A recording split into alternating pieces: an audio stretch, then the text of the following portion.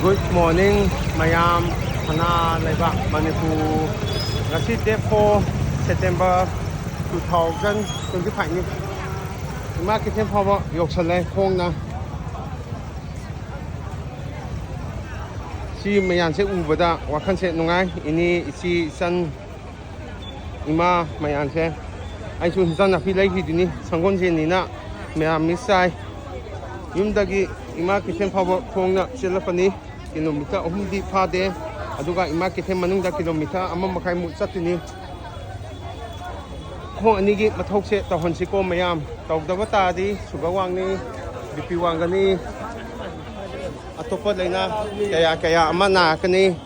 nagadi pisa sangani pisa letagana thuna sigani mayam aduna nongmagi hakchng sajel tawsi ko